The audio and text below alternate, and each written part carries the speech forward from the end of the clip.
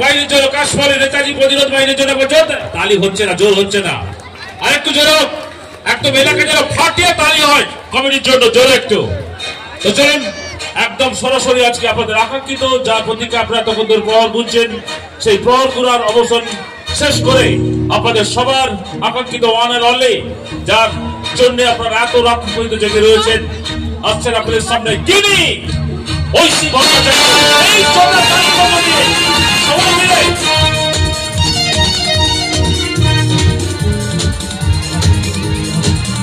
মঞ্চে আসছেন আজকের অনুষ্ঠানের ওয়ান এন্ড অনলি জনপ্রিয় ব্যস্ততম অভিনেত্রী ঐশী ভট্টাচার্য ওরফে যিনি শ্রীময়ীতে যিনি দিদি বলে ভূমিকা অভিনয় করেছেন, সেই জনপ্রিয় অভিনেত্রী ঐশী ভট্টাচার্য।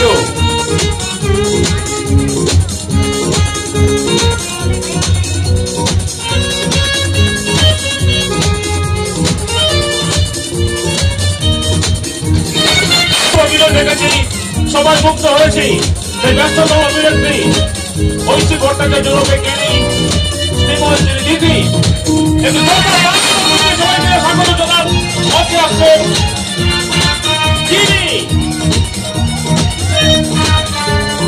হ্যালো কার্তিকদা, কার্তিকদা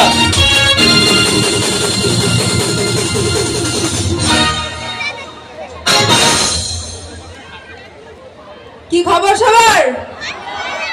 বাবা এইটুকু আওয়াজ হলো? কি খবর সবার?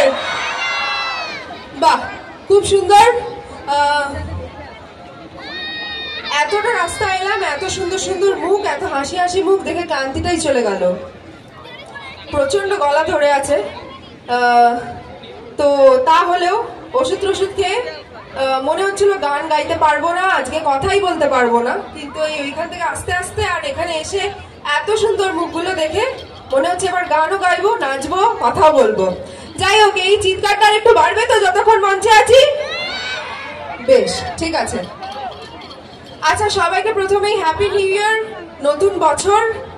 আর আমার নতুন কাজ শুরু হয়েছে, চিরসখা শুরু হয়েছে কাল থেকে স্টার জলসার পর্দায় রাত 9টায়। কালকে দেখেছো সবাই চিরসখা? হ্যাঁ, দেখেছো চিরসখা? দেখছো না? হ্যাঁ, তোমার কথা আমি বুঝতে পারছি না। জি বাংলায় বেশি ভালো হচ্ছে? যাই হোক, পরে শুনছি। বেশ, ঠিক আছে, যখন নিচে যাওয়ার সুযোগ পাবো তখন কথা শুনছি।